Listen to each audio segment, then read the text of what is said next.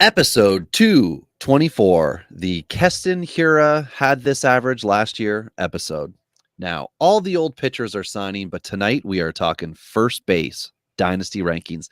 It's time for Dingers. This is Dingers, way more than fantasy baseball. We keep it real when we talk and knock it straight out the park. Let's see the stats, what's the average draft position? What kind of plays you making? Check the wins above replacement, check the lineups and the points. This I gotta see, what's your path to victory? Are they aiming for a dynasty? Get points going head to head, please don't do me no favors. We're always watching waivers, ain't no minor league, this is major, yeah. Dingers, let's go.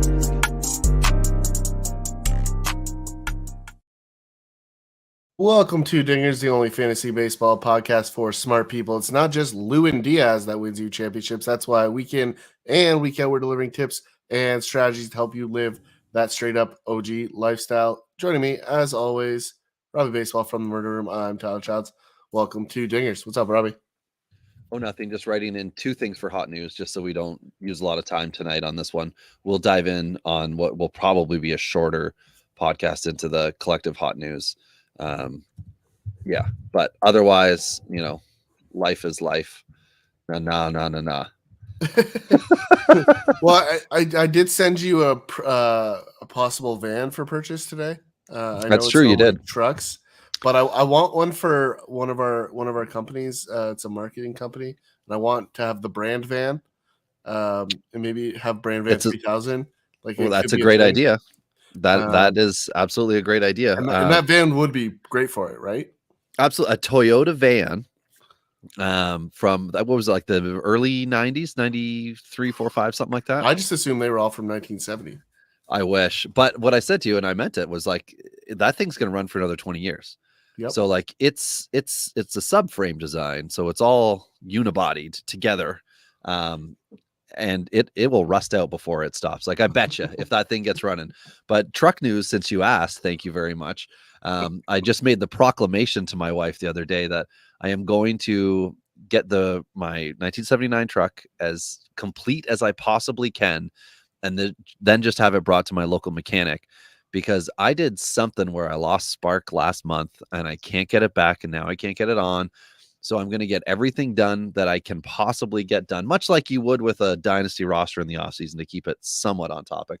And then I'm going to bring in the big dogs, or bring it to the big dog and say, guys, this is what happened. And I bet you in like 3 hours, they will have fixed everything that I couldn't on the thing and have it purring for me like a kitten, so that I can get my plow truck officially retired. Now that, thanks to that ice storm, I couldn't get it started, which was pretty terrible. And the plow truck can retire, and then the 1979 truck can be on the road. So I'm going to go from a 2005 back in time to 1979, when life was simpler. And that's going to be my life. Hopefully in January that happens. Nice. I mean, that's basically where we're going to start hot news. But before we do, let's get into it. A long time ago, someone decided to put stuff in glass bottles. In some of these bottles, they put juice or milk, and that was stupid. Today, only alcohol and a few other products remain in the containers from the gods. It's time for beers and bourbon, because good advice only comes in a bottle.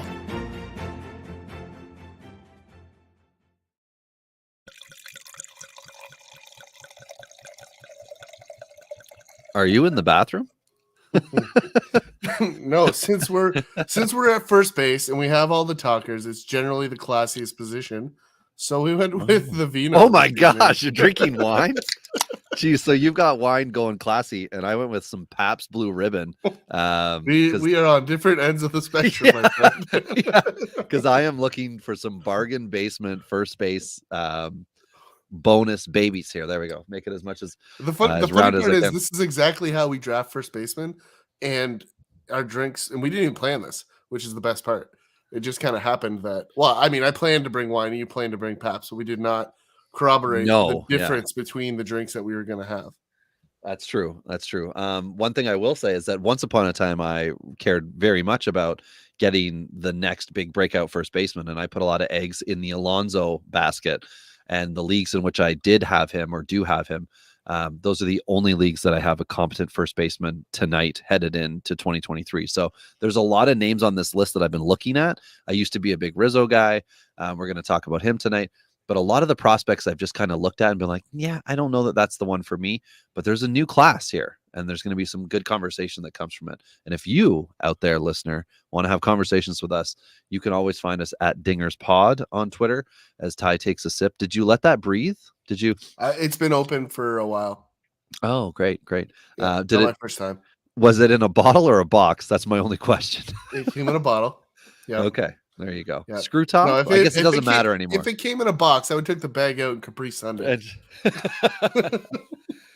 Yeah. But yeah, you can hit us up at Dingers Pod, find Ty at Tourney Boss or myself at Robbie Baseball 1. Hot news, Ty, you almost gave away the first one, but the hottest piece of news in the last whatever days since the last podcast is Rich Hill signing with the Pittsburgh Pirates. Like, amazing. Turning back the clock. Former Pittsburgh Pirate Hoy Park DFA'd again. We mentioned this on the last podcast as somebody that was destined to be DFA'd. And aforementioned Lewin Diaz also DFA'd this week. Still no Correa news. Wait, I thought Diaz went to Atlanta and that's why Park got DFA'd. No, he got DFA'd today when Lukey got traded from the Yankees. Oh man, that's great. yeah. I so didn't Diaz realize that. Another one. So I mean, on the bright side, if you're Lewin Diaz, you're onto another spot because someone is eventually going to get you through to the minors, right? Yeah. You're clearly good enough for people to care about you, right? So somebody's going to end up making this happen. You could end up playing first base for the Giants at the major league level. Who knows, right? Well, there's still lots of things that could happen here. It's possible he slips through right now. Like both he and Park could slip through. This could be the time because this is when we're starting to see the second tier and some of the third tier type players sign. And then there's starting to be that trade talk discussion, which I guess we should mention now that we've done the catcher rankings where we talked about Toronto having an excess. Well, they went off and made a deal. And what did they get back? Yeah, another catcher. But this one can actually play the outfield. So you might see one of the teams that lost him already make another claim. I could see like a Baltimore grabbing him again. And just trying to slide him back through. Yeah, that's possible. I mean, it would make sense. Yep. The only other things that we'll say is that, yes, a lot of like Kluber and other guys did sign. Kluber with the Red Sox and stuff. We'll get to them on a different night when we're not dealing with masher power. Well, maybe just when we get into the starting pitchers, because that's where he's going to live. But I guess, Ty, we should transition into that. Now, do we want to do what we did last time, where we're going to just make sure by name we mention the top 50, and then we'll just pick some guys outside that we think are noteworthy? Yeah. Okay. You're shaking your head. Perfect. Yep. Do you want me to fire off a couple of them and then we'll just kind of back and forth? If that sounds good to you. Sure. So we've got Bryce Ball once upon a time with Atlanta when it looked like he might be able to sneak up and get some at bats in what was a loaded lineup, but then he ended up in Chicago with the Cubs. I believe he's still there this offseason. But it's like a murky, crummy first base situation, which we'll talk about tonight with the Cubs. So Ball is way back on our rankings, and he should be on your dynasty ones as well, because it just looks like he's getting older and not getting the opportunity. Kind of like Logan Wyatt with San Francisco. We know the park isn't great. You need to be a big basher there. And I don't know. It's just not looking like it's necessarily going to come together for him. Another guy, forgotten soldier at this point in time. We need to see something big this coming year is Evan White with Seattle. There's potential that Seattle could deal, one of their starters, which looks like it would be Flexen because he's making just under 13 mil this year. And somebody just in a fantasy league chat was saying, hey, I hope for the best because I roster him in this league, but Flexen might get dealt from Seattle. And I said, well, the only logical thing to me, if DePoto is going to do that, is to get Evan White in the deal to get, the return he wants back. So he's not out all that money, which is the Evan White contract money and the Flexen money. Flexen's a good pitcher, but Seattle only has 6 legit options.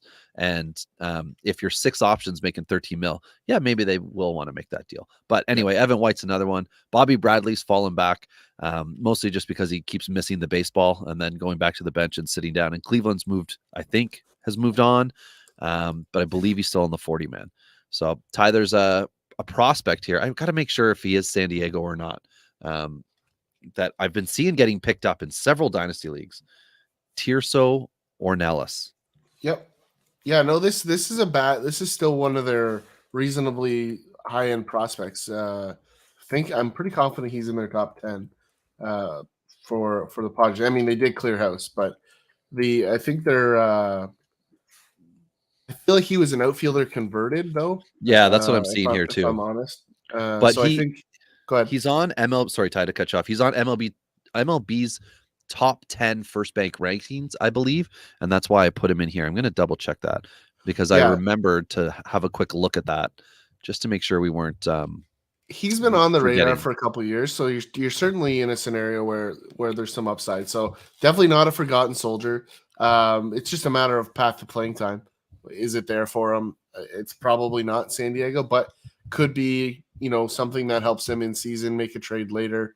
A lot of things can kind of happen there.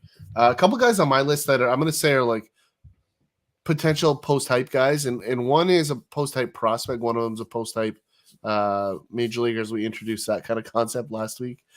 So one of the guys, Seth Beer, is a guy that has a ton of power that we've seen fall way back. There is a bit of a logjam at first base in Arizona, especially with that outfield, but there's still some DH at bats. And so I'm not saying Seth Beer is going to come and be the guy he was supposed to be, but there's still some power at bats here. And so I'm listening. So again, this is one of those guys that I'm going to wait and jump on when it comes that time.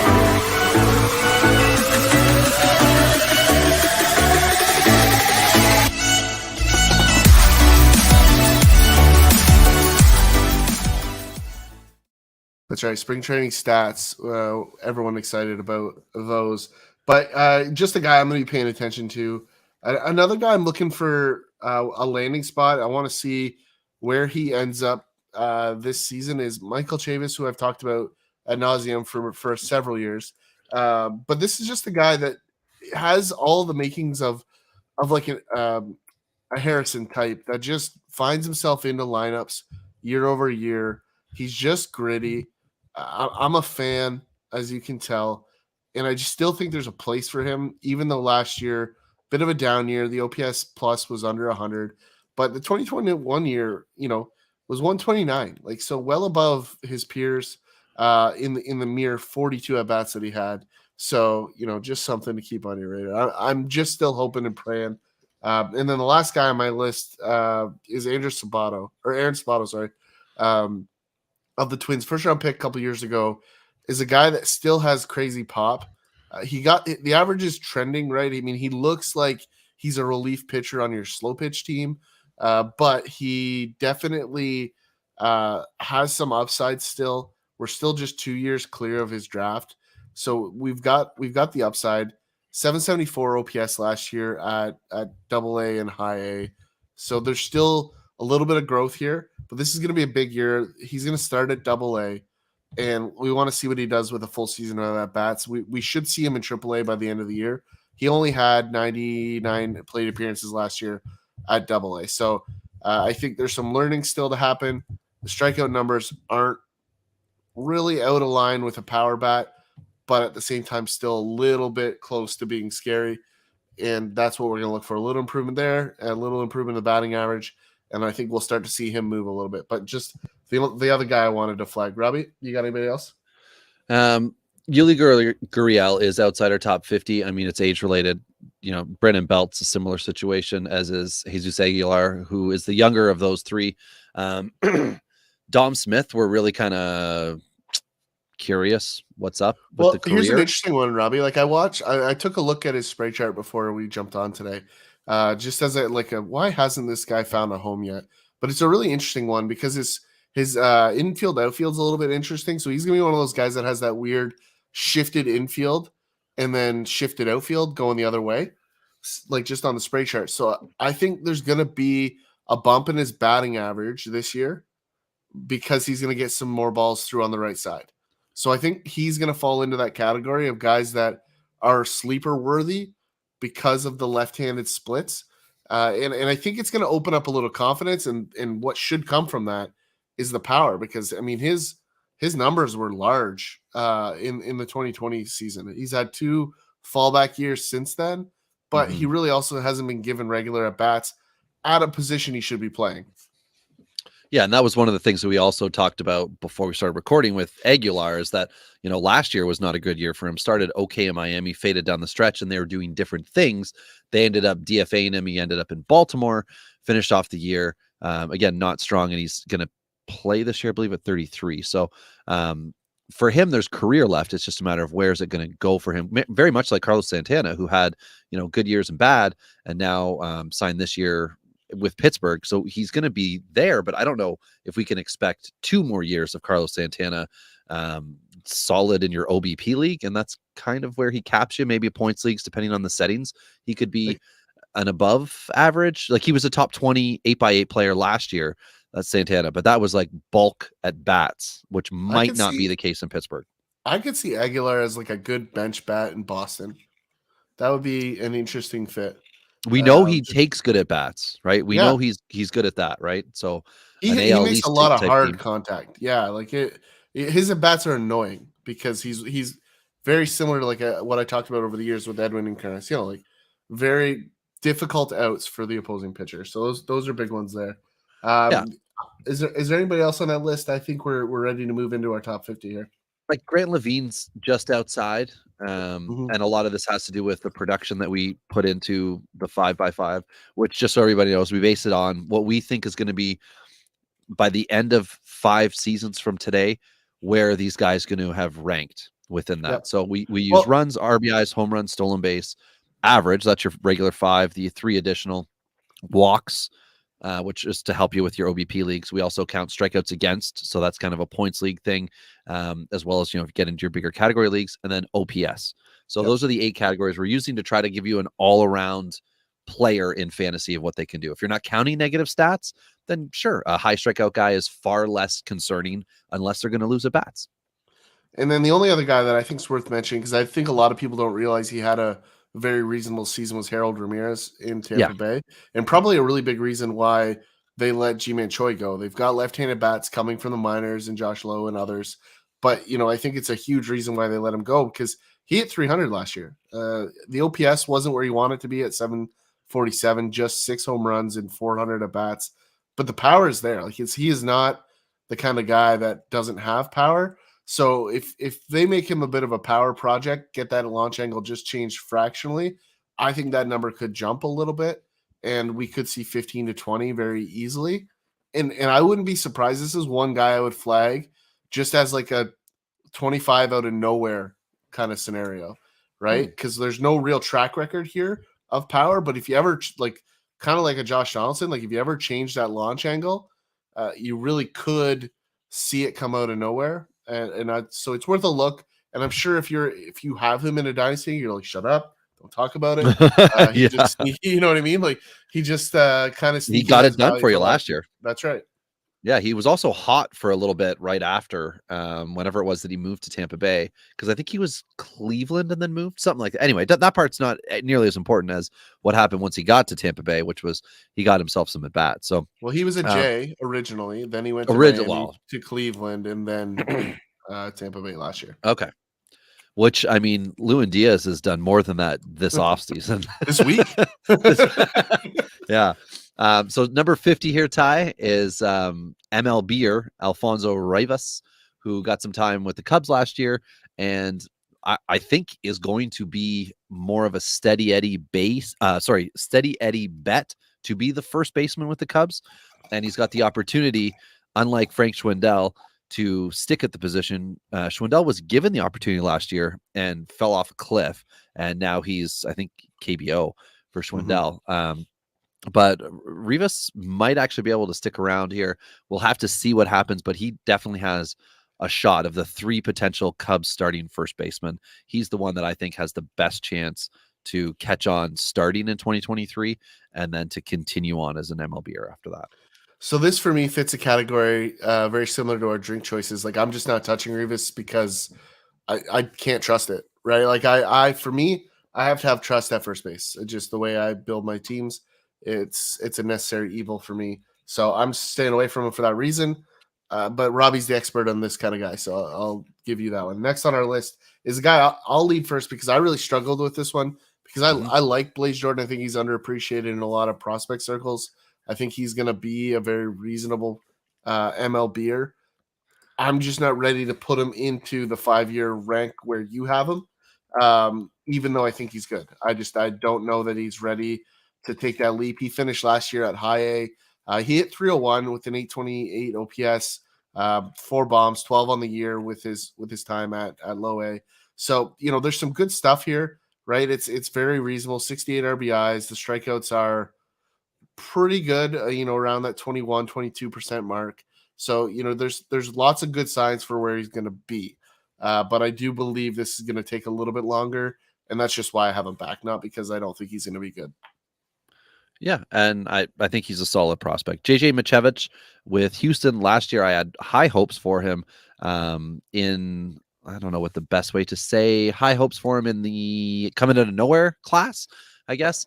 And then this year I'm being a little bit more realistic. I think he's going to be a bench bat with Houston, and I think he's got the ability to play first, third, DH, obviously, and a little bit of outfield. So I'm hoping that we can see him get 300 to 450 at bats this year, and he's a power hitter. This is a big power bat. So depending on your league, he's worth a shot.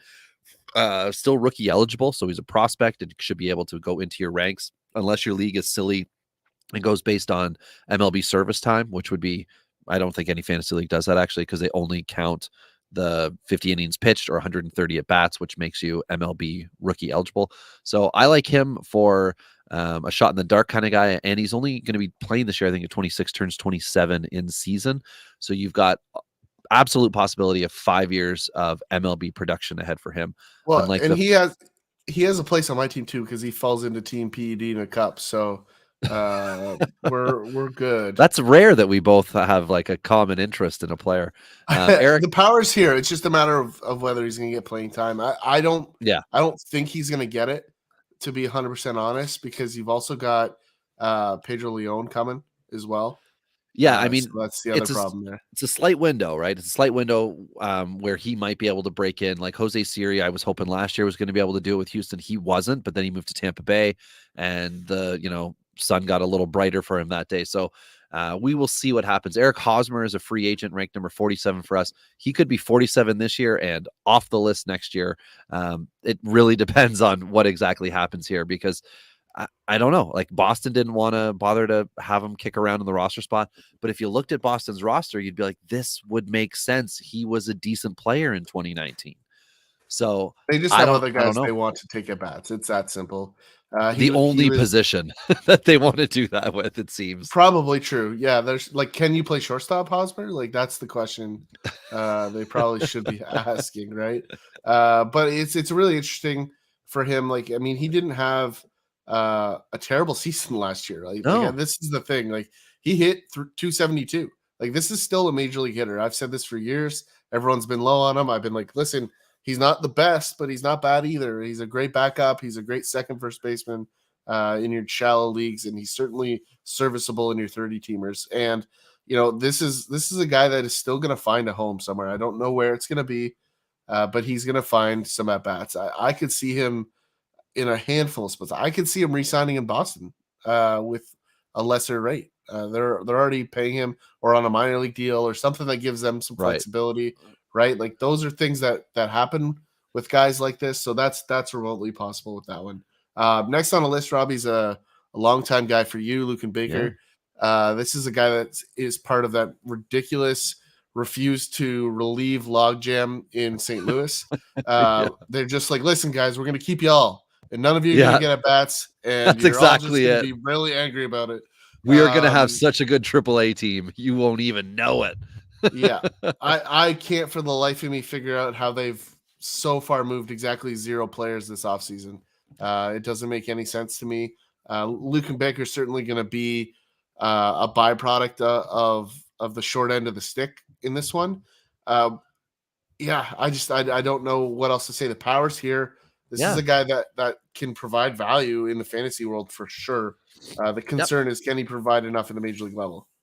Yeah, I mean, there's potential average concerns with him, but you could say that about anybody who hits for power and has a decent power season. Well, what are the strikeouts? Yeah, okay, sure. But if they make a slight adjustment, all of a sudden they could be, a pretty good hitter, or a two-strike adjustment, I guess is what I should say, to cut down on the strikeouts. But the power would stay relatively the same. So anyway, it's so loaded in St. Louis. Like we were talking a year ago, like what's Gorman going to do? And now it's like, what's Walker going to do? Where, Baker's not in that same class as those guys, is like guaranteed to get an opportunity. But I think with St. Louis, he will at some point in time, because he's already had a full season at AAA. So Luke Voigt's the next guy up. This is a big boom bust power guy. Last year was not Voigt's year, finished with Washington after starting with San Diego. We'll see where he signs, very much like Hosmer. These are guys looking for teams, looking for places to go. I think I want him to be in the AL East so bad, because I just want him to be angry at the Yankees. I just think that could be entertaining. I want it. I don't care which team signs him. Somebody should, though, right? Like, sure. So he's got. Well, I mean, it's a balanced schedule, I guess. So I don't know. Anyway, another AL East, an AL East backup first baseman at this point in time is Franchy Cordero, who is going to be playing with Baltimore now. I've got him ranked as a possible, like, kind of breakthrough guy here, where he's actually going to be useful on your fantasy teams. Ty feels the exact opposite, and that's how he ended up 44 on the list. I've got him inside my top 30, and I got to be honest, that's just from trying to see where the drop is, because there's some high average guys that I have who don't have a lot of career left, who are above him, and then there are players who are power first, like Voit, who I've got further back, but could certainly have a better single season. So Cordero is more, fell into his ranking with me. You're on the other end. Are you just thinking that he's not going to be able to cut it as a major leaguer? Yeah, he's had every chance. Like, he's had extended playing in multiple locations, and he's a big, huge dude with power that just doesn't hit for power. Like, 650 career at bats still isn't a lot. There is still potential for a breakout to your side, Robbie, but only 21 bombs. Like, for me, 8 home runs last year in Boston isn't enough to get me off of the bench on this one. The OPS did creep close to 700, and we have seen it above that several times before in his career. But I just think this is one that, if you're to say to me, listen, do you want Jesus Aguilar or do you want Franchy Cordero? Like, the option is really obvious to me. Yeah, he did sign an interesting contract, a two-way contract, they call it. So 1.35 if he's on the Orioles roster, and I think it's 430, something like that, if he's in AAA. So he's there absolutely as a project. I just think there's enough career left in front of him that maybe we could see something interesting. Maybe. I'm not ruling it out. It's just very similar to what I said about Rivas. I'm not buying that one. Yeah, that's fine. We have prospect with Tampa Bay, Kyle Manzardo, 22-year-old, is the next one up here. It's Tampa Bay, so we don't know when we're going to see him. But the potential for production is there. And if nothing else, if you want to just give value, as we talk about value to hype, he is beginning to get it. Well, I mean, here's the thing. Like, this is a guy that has crushed literally everywhere that he's played. Yeah. Right. I mean, in college, his line was 336 with a 937 OPS, 404 OBP, Robbie. So I know you're into that. Ooh, that sounds like Madrigal numbers. Yeah. In 2 seasons, in the minors, listen to this. 330 batting average, 427 OBP for an OPS of 1043. So yeah, like this is a track record you can believe in, whether he gets all the way to the pros. Like, he did get to AA last year, just about 100 at bats, and the numbers were in line with what I just said. So the big thing for me, 22 bombs last year, like the big thing for me is what's stopping this kid. It's certainly not the guys ahead of him at first base in Tampa Bay. So I think there's a real path here. This is a guy that I'm very into. But like you said, the reason I have him further back than I would like to rank him is just simply because it's Tampa Bay, and we just don't know how fast they're going to move you. Yeah, we've seen the slow play. We've seen some guys, Vidal Brujan, when everyone's like, he should be up, come up, and then not be able to be effective. We'll see what happens here. Now, former Tampa Bay J-Man Choi, first baseman with Pittsburgh, We talked about him before. He was the 30th ranked guy in 8x8 last year. We've got him at 42. He's going to play this year at 31, and he'll just get things done for you. I think one interesting note, Robbie, is that I think he's going to get more regular at bats in Pittsburgh, as opposed to the platoon splits that he got a lot of in Tampa. So like it might be like minimal, but like in points and roto especially, like you could get some extra benefit from Choi this year, as opposed to in previous years. Just something to note. Yeah, absolutely. We talked about that a while back when he first went to Pittsburgh as well, how that was a good thing for him. Another prospect here, Ivan Melendez with Arizona, 22-year-old here. We know, what is it? Christian Walker is the heir apparent. Is that no? Is that what you say? He's there. He's not the heir There's apparent. 3 guys. Yeah, he's not the heir apparent. We got Walker. We got the ginger kid. I can never remember his name. The ginger first baseman? Yeah, kid that bought his parents a house. What the heck's his name? LeBron. No, it's not. It's not that. Well, whatever. Maybe they're ranked up higher here, Ty. They should be. But anyway, Melendez ranked in at 41 for us. And a guy that I'm more interested in is the up and down career that has become Bobby Dahlback's. Pavin Smith. Sorry. Oh, Pavin Smith. Oh, but Pavin Smith might even be a first baseman now. So whatever. Yeah. We're talking about first base. So this fits. No, I meant to say outfielder. Sorry. A baseball player. That's what he is. He's a baseball player. I've been going through all the rankings, so I'm getting confused with what, as I said to Ty before, I'm only ranking players who played like wherever they played the most last year. That's what I've considered them for the dynasty ranking. So we had this conversation. So I'm getting all confused because I've been going through outfield yesterday and into today, and then I finally had to just take a break because my brain's been melting at trying to figure out the like 93rd ranked outfielder in dynasty for the next 5 years. It just becomes very difficult because you have to use a lot of guesstimation and common sense. But anyway, Bobby Dahlback should use some common sense and stop striking the F out, because he looked like a promising bat and he came up and was kind of surprising. And now we're starting to see that he might just end up being, at best, a Dan Vogelbach. At best, I just think Dahlback's going to run a really great like facility with indoor batting cages. He just seems like that guy that just is super jacked and just is like, I played in the pros, trust me, right? Like he just fits the mold of that guy. And anybody that's been in one of those facilities will understand the joke. But you know, it's one of those things that I think this is the end of the road for him. You've got cases coming. You probably might see a depth signing here. This is a guy that I still think isn't safely on the Red Sox roster at this point, right? This is still a guy that could be moved for a project or something at this point. Just something to be concerned about, because, you know, as we talked about Jordan already, like Boston has a couple guys still coming. So this is one that's movable. Nico Cavadas could be one of those guys, Robbie. This is the kind of guy that I'm just not paying attention to, so I'm going to hand this. I was going to say, are you ready for this? So here is his 2022 line. All right, everybody. Did he play in like the Premier League, or was he in the minor leagues? He's not an indie league guy that I'm all over. This is let me just double check here. This was a 11th round pick in 2021, which is like, this is my wheelhouse. Welcome.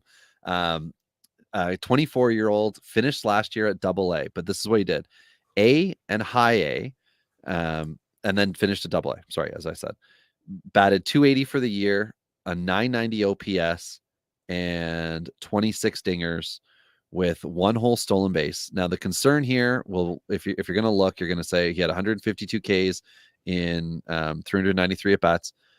Sure, but you got a power hitter who is crushing. So you gotta have a little bit of respect here for this. Plus the fact the Sox, out of this draft year, threw him into rookie ball, and then he did fine. So they moved him to A ball, started him again in A ball this year, moved him to high A, where he spent 37 games, 120 at bats, and then finished with 80 at bats at AA. He's fine. He took an average dip at AA at the end of the year. I would argue that's the most baseball he's played. And believe me, switching teams mid-season is tough. Doing it twice, very difficult. And you're going up in competition both those times. Let's see him reset for this year and understand there are concerns with Tristan Casas, who we're going to get to at a few minutes here, that may open the door for a guy like Kavadas as well. Not in like the Red Sox are not into him for a whole lot of money. He signed for $250,000. So they can throw him into this competition and he could either take off and come out of nowhere, or he could be done here at AA and, bat 210 this year and have 20 bombs and no one's going to care. So this is really interesting. I think there could be something here with him, and that's why he's on the list where he is. Yeah, I agree. Ahead of him, Lawrence Butler in Oakland is a guy that I think a lot of people are just monitoring. Like, I don't know that he's on the top of anybody's list, Robbie. Like, you might feel differently about that one. 6th round pick back in 2018. So he's had several years to get going here out of Georgia high school. So this is a high school bat, right? We always talk about there's generally some huge upside to a high school bat, but it usually takes a little bit longer. We saw him in the fall league this year, 241, 2 bombs and 54 at bats. So nothing, to write home about, but the OBP, Robbie, 389. So, that's against some good competition. His minor league track record OBP is 341. So, it's not elite, but it is trending upward through the minors, with the exception of last year, which was still good at 351. So, it's one of those things that there's something here, but the question becomes for me, and you mentioned Tristan Casas, like it fits into this kind of category. Like, is this good enough to be great? Right. And as I talk about with my first baseman, these are the guys I struggle with because like I don't want to buy into this guy. And it's like I've traded Tristan Casas this offseason. Yeah. I would probably do the same with Butler here because I'm not seeing that breakthrough upside. That's my concern. 109 strikeouts in 300 at bats is borderline concerning, right? Last season.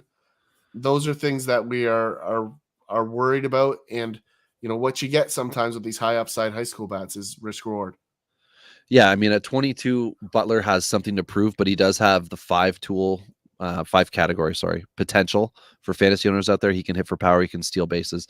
The strikeouts are obviously a concern here, but we're going to ideally see him start the year at AA. He finished at high A last year, and then we could really just find out what Oakland's going to do with him from there. He is, I believe, now on the 40-man as well for the A's, that he would have needed to have been put on it or risk being part of the Rule 5, but having only played at high A, the odds of him getting picked up would have been low. Either way, he's there now, and we'll have to see what happens. I think there's this shot, like something out of this out of this A's organization is going to have to stick. There's like Dermis Garcia, Kevin Smith, a guy like Butler on the rise up. There are other players that we will mention as we go. I don't want to give all the names away, who are going to push the Seth Browns of the A's rotation, of the A's starters out of the way. It's just a matter of who and when, and I think Butler could be a guy. Somebody who came up cup of coffee, I think, last year, Mark Vientos, with the Mets. We're just going to have to see what they do this year with the Mets. I mean, he's got the talent. Like, that's not in question. It's just a matter of when does he start getting regular playing time? Yeah, it really comes down to what position is available to him. So, like, this is a guy that definitely is hurt by a signing of Correa, right? If that gets done, like there's 2 or 3 guys, Mauricio, Beatty, Vientos, all fall into that. Well, where do we play category really fast, right? When do we play? Yeah, exactly. But this is a guy I like, Robbie, because back-to-back seasons, 280, 281 on the average side, 25, 24 home runs. Like, that's perfect consistency. That's what I'm looking for. That's what I like to see. That tells me that these are the kind of guys that are ready to play pro ball. That's what I'm generally looking for. Yeah, Michael Toglia is next up with Colorado, number 36 ranked for us. He finished last year. He did have some time in the show, 57th in 8x8 ranking. So he's on the board, people. He's on the board. It's a matter of what is Colorado going to do. They have such an interesting infield. I think it's possibly worthy of its own podcast just to talk about what is going on with Colorado, what could go on with Colorado, because they have Ryan McMahon, who after Brian got hurt last year, played a lot of third base.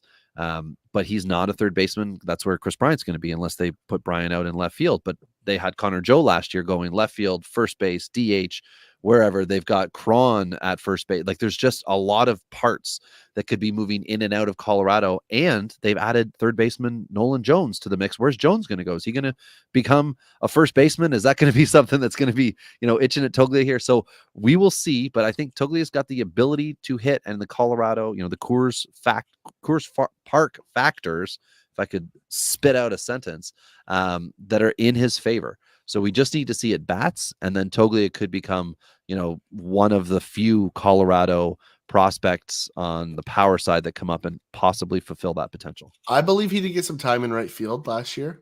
I'm not entirely sure. I don't know if you have I will have a look right now in front of you. But that could be an interesting one because I don't see him playing first base.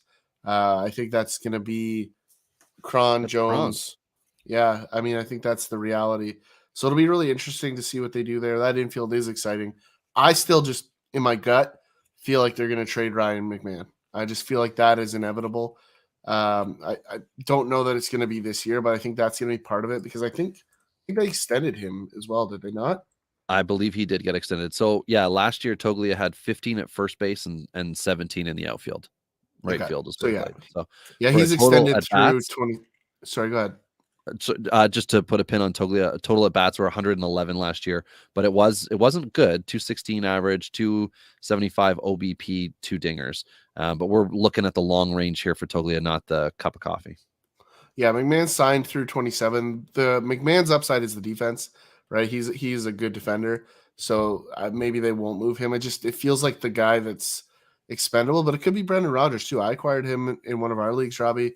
Got some eyes turned, but that could be another guy that could be on the move to squeeze some of these guys in. Somebody that hasn't hit the ground running the way he was supposed to in Colorado, but did have some stability the last 2 seasons. So lots, like you said, that's a whole podcast. We can get into that one a little bit later. Daniel Vogelback's the guy that's next on the list here.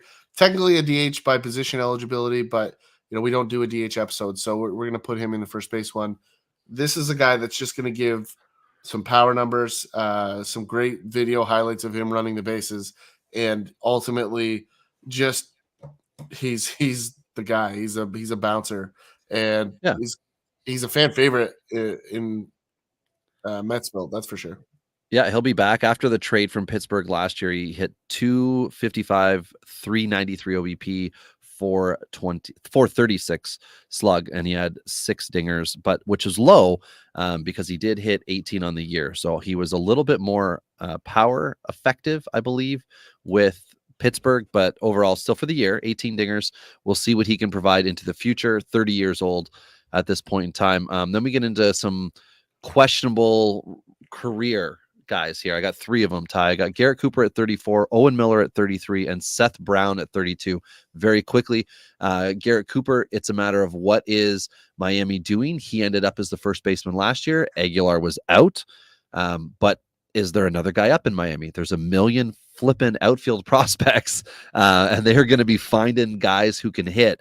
And if Garrett Cooper doesn't fit that mold or again gets injured, as we've had issues with, injuries in Miami, maybe Cooper is, not a long-term solution there. Ideally, he could be. Owen Miller started hot with Cleveland. Everybody got really excited in redraft. He was a big NFBC darling and then faded down the stretch. Still finished, though, 26 overall for first base players. But now in Milwaukee, very crappy situation to be within that first base, second base kind of thing. And then Seth Brown last year was the 16th ranked guy in OBP. In 8x8, my apologies, in 8x8, 30 years old. But again, talk about an Oakland guy. So he could be traded at any point in time, realistically. But what do you think about those 3 dudes? Yeah, I mean, the Seth Brown is a guy that I wanted to be great. There's just something there that I liked in his swing. Could be one that has one good season in him at some point still. But I'm moving on that one. Garrett Cooper, kind of the same thing, like just a guy that I root for, but not really own anywhere. I still think he's just serviceable, and in the deeper leagues, a guy that should be on every roster just because he's probably going to get enough at bats to be valuable. Owen Miller's the one in the group that I still like. There's just very similar to what we talked about with Aguilar, like professional at bats, a guy that can hit the ball to all fields. He certainly was expendable in Cleveland with the amount of infield depth that they have on the roster and in the minors. So it makes sense. I mean, Milwaukee has a cluster of infield guys, between them in St. Louis, it's almost like they're preparing for war, and one of them's like, haha, we got infielders, we're gonna win. The other one's like, haha, we got outfielders, we're gonna win. And it's just like, I don't understand the strategy here or how it plays out for fantasy guys. So that's the one flag for me I'm still concerned with. Like, you got Mike Brasso and you've got Owen Miller. Like, how do both of those guys get at bats? Right? I just don't see how that happens in that roster. And that's the big concern. I do like Owen Miller though. And the more you expand it out, the scarier it becomes, right? You get Talese and Hira into that mix. And then you add Bryce Trang. Like, there's a whole bunch of issues around. Willie Adames is your shortstop, so you're not moving him. So, then what is it? You're, Luis Urias. You got bodies. So anyway, now we've got a trio of prospectos. We've got Matt Mervis with the Cubs, who has 0 MLB at bats, but apparently, according to everybody who wants to be excited about it, will be the opening day first baseman / DH for the Cubs. You've got Mason Martin, who was a high school drafted guy who's been taking the slow burn. And I don't know if he's just trying some different things, but last year seemed like a bit of a down year for him professionally. Long term, I think he still will get time with Pittsburgh. It's a matter of what he does with it when he gets it. And then we've got Tristan Casas, who prior to the end of 2022 was Pete Alonso. But now that everybody's seen him, and Ty, I know you've got some good thoughts on Casas. But before we go to him, Mervis, I think, is exciting, and he's done really well. And it'd be great if he did the Stephen Kwan thing and came in and raked. That would just be great. Mason Martin, I honestly don't know what Pittsburgh's time frame will be with him. I thought it was going to be second half of this year. I'm still hoping for that, but I really don't know anymore. I moved him back in my rankings. He's been in my 20s. He was in the 20s for both of us last year. You have a little bit more faith at this moment in him, which is nice that I backed off on him. But Casas is the guy I really want to hear your thoughts on. Yeah, I mean, Casas is a big boy. Like, this is 6'4", 252. Like, he's a monster. I mean, for me, my big concern here is, like, there's just not the elite power that everybody wants from him. Now, the at-bats haven't always been there, right? Which is also a concern for me. One of the things I always flag is these kids that get rushed through the minors to the pros almost never pan out. And there's actual science behind this, and I'm shocked that MLB teams do this. In terms of reaction time, you need a reasonable amount of time against the upper tier velocities. And so the fact that, the OPS was not awful at the pro level. He only had 76 at bats. OBP was 358. Everyone's been talking about, if you don't throw a strike to him, he's not going to swing at it. Cool. Well, when they did throw a strike to him, he didn't hit it for a hit, right? He didn't get on base. And, if you look across the minors, like, he's had a couple reasonable seasons, right? Nothing real terrible. 278, 281. So in that Vientos conversation that we had earlier, power numbers, though, half of what Vientos were, right? So for a 6'4", 252 guy that's supposed to be making hard contact when he's not taking walks, those things aren't lining up for me yet. So I'd love to be wrong here, right? I like these kind of guys. This fits with my mold traditionally. I'm concerned. The upper tier appearance that I saw, and I watched a bunch of his at-bats, it concerned me. It had holes. He might fix them. It's very easy to fix them. Like, I could very easily be wrong here. But this is one that I would rather use his prospect capital to get out and get another guy that I can trust that's got some extended major league time than take the risk on a guy like this, because there's 100 of these guys we've seen over the last 5 years, right, Robbie? And there's only 7 of them that have stuck in the pros, right? Like, that's the thing you have to remember when we're talking about this prospect capital. There's many, many, many of these guys. Yeah, it's definitely statistically a good idea to trade a cusp MLBer who has a lot of prospect type for a proven MLBer. That just works out more often than not, because you can typically pick that MLBer up and immediately start collecting their fantasy value, whereas the other guy may hit the ground running temporarily, then have a setback. It is so weird to see you drink wine. Have a setback, or they do the Keston Hira thing where they come out guns blazing, and fast forward 3 years, you don't know how many at bats they're going to get, and you're trying to look between all the stats and find the reason why they should be successful, and you're trying to really prove it to yourself. So anyway, Matt Mervis, just to recap, is at 31. Mason Martin is 30, and Casas is 29 for us. At 28, we have Trey Mancini, who's looking for a team post-trade to Houston last year. Contract expired. We'll see where he goes. He's the third free agent first baseman that's a proven commodity still out on the market at this moment. Joey Votto with Cincinnati, we have at 27, and Joey Menenses with Washington, who came out of absolute nowhere last year and was even stealing first base away from Luke Voigt at the end of the year. And the only thing I've got on Menenses here, outside of his 222 at bats being really good, he had 11 multi-hit games last year in, I'm trying to remember how many games he actually played, 30 something here. Where was he here? 63. And then but in September he had, I think it was 11 multi-hit games. It was just, he finished the year really strong, and I think he's earned a spot with the Nats this year. Ideally, it'll be as their first baseman. If not, they can move him to the outfield. Well, and this is a guy that had a very reasonable minor league track record. Like, the only thing that he didn't do was hit for power. Like, the rest of the stats are check boxes. His last season before he went to Mexico in 2018 was 23 bombs, 311, 870 OPS. Like, and just nobody wanted to give that guy a chance. Like, that just seems crazy to me. So my guess is he just went down to Mexico, pumped some HGH, and now he's back. I don't know. Like, it's just one of those things. Like, I don't know how that guy slips, but came back up, bounced to Boston and Washington last season, and then did some things. So this one for me though, I will flag, like, this is one of those ones I run the other direction on, because these are the guys very much like a Frank Schwindel that can have huge seasons and then the bottom falls out. So I would rather exit stage left here. Very similar to what I said with Cases. Get out, move on to a proven guy if I can turn that capital.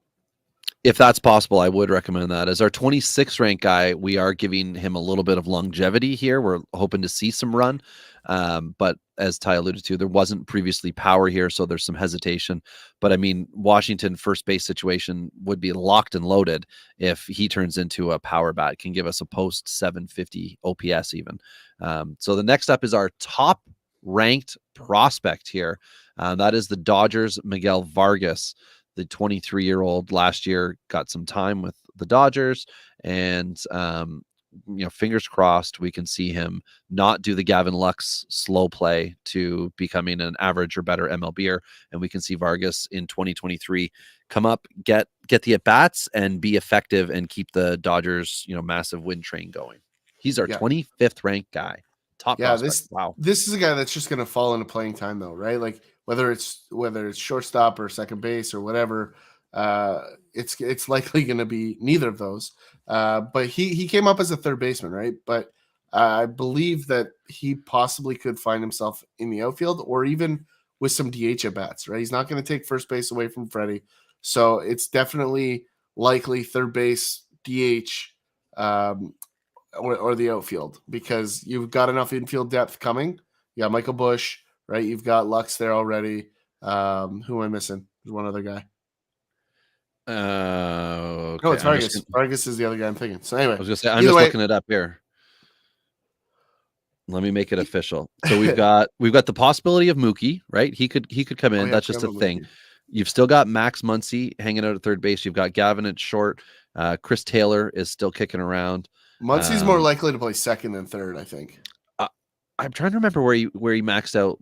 I'm trying to remember where he played the most games last year.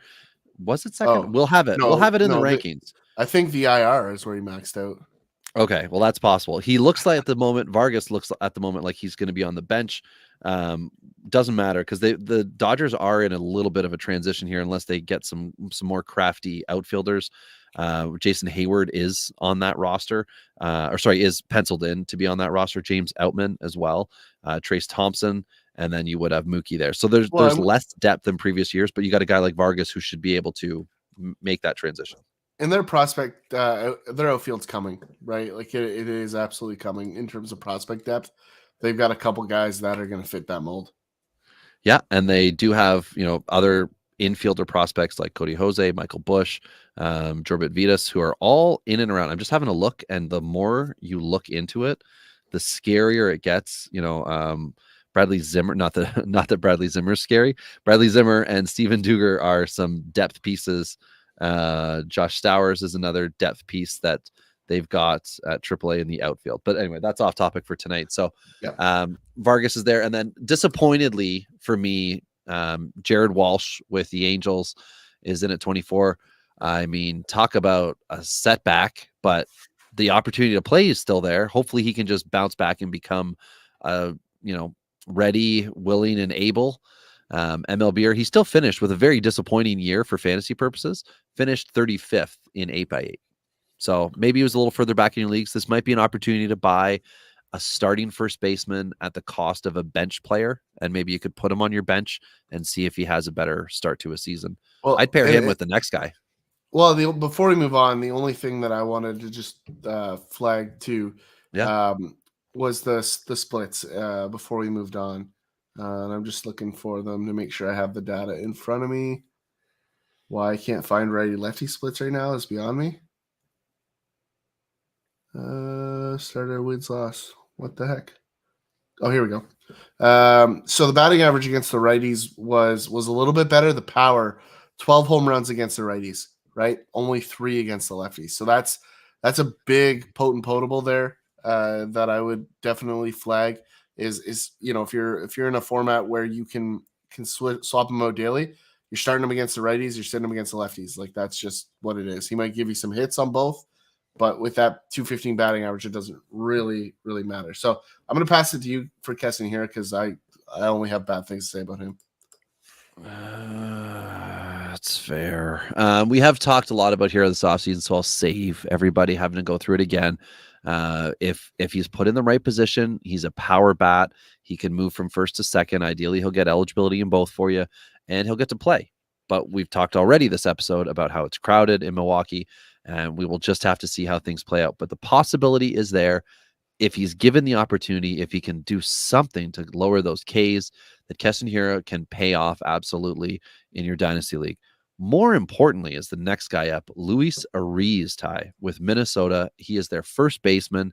And if you were to go based on power, he is the worst first baseman in Major League Baseball. He is not there for your OPS leagues, but he is 100% there for your 5x5, your average. Now, well, I shouldn't say 5x5 because he's not a big steal guy. He is just going for sure. Yeah, he is just going to help you. He is not going to hurt you. You want to take chances with power guys. You want to have Keston Hiura in your lineup.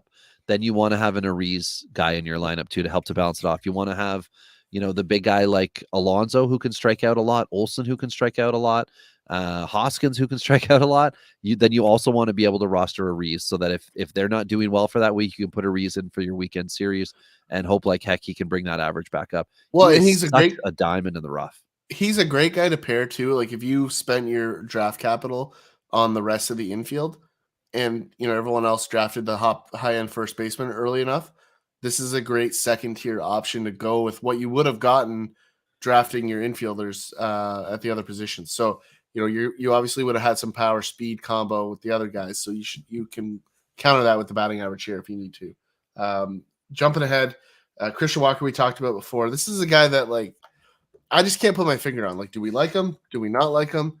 Oh, he had a great season, right? He was 5th ranked in 8x8, but that's not who he is, right? We must, everyone, you listening, you must agree. Christian Walker is not the 5th best first baseman, right? He's not going to do that this year. He's not going to average that over the next 5 years.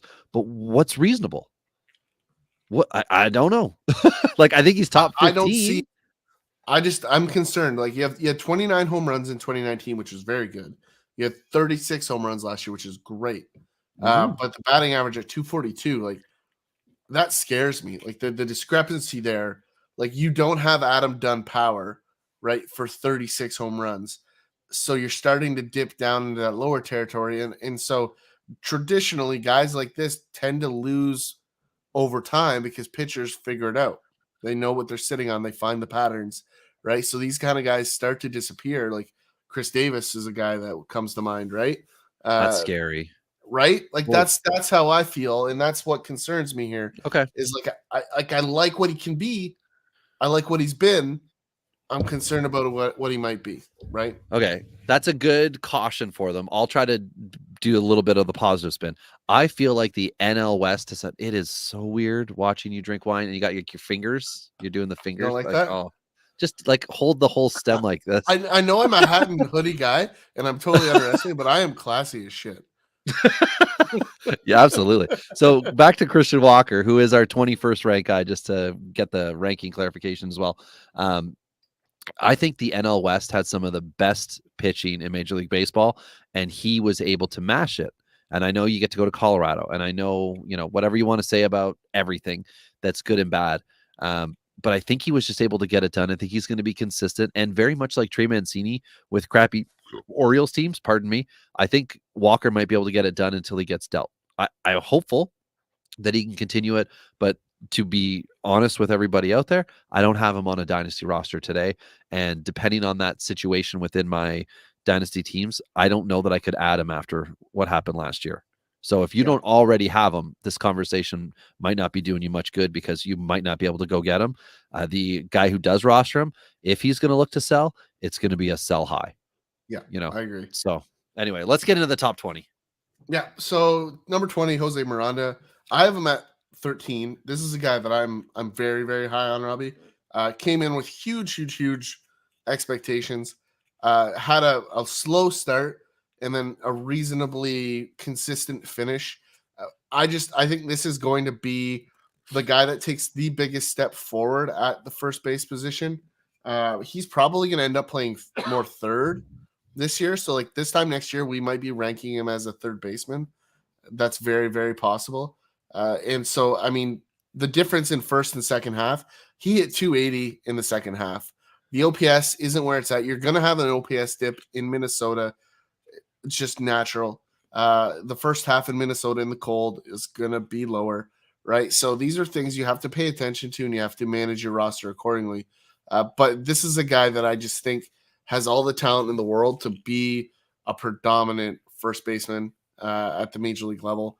Actually, whatever position, first, third, wherever he's going to end up. I just think this is a guy that's going to give you consistently 250. I do think we're going to see something either close to or above 300 this year. Wow. Okay. Yeah, the hit tools here. So I like Miranda a whole lot. And then there's a whole bunch of guys just ahead of him in this list that I would easily pick him above. Something that I didn't say with Ariz that is also a bump to his dynasty value is the fact he's a leadoff hitter and like a legitimate leadoff hitter. Miranda is a middle of the lineup hitter, and it could be the fact that there was no good first baseman that got Ariz kind of off second base last year and over to first, and then that became his job, and then Miranda came up and he was playing a bit of both, and then he played, I think it was 77 at first and then moved over for 34 at third, if I'm correct, and I think that's where he's going to slot in, like you said. But for the purposes of ranking where they played last year, these two twins are within a couple spots in the rankings. But I mean, a couple high average guys, if Miranda's got the power, he's young enough, strong enough, and doggone it, people like him. This could be a good one for Minnesota long term. The combo of these two guys too, hitting maybe 1 and 5 or whatever, 1 and 4, could be very good for them. So next one up is former bust turned breakout Ty France, who with San Diego was not able to make it rain, but then he went to the Mariners, and Jerry said, "Let it rain, Ty. Let it rain." Oh man, I wasn't ready for that one, but I know I got to find it and quickly. A little disappointed. A little disappointed.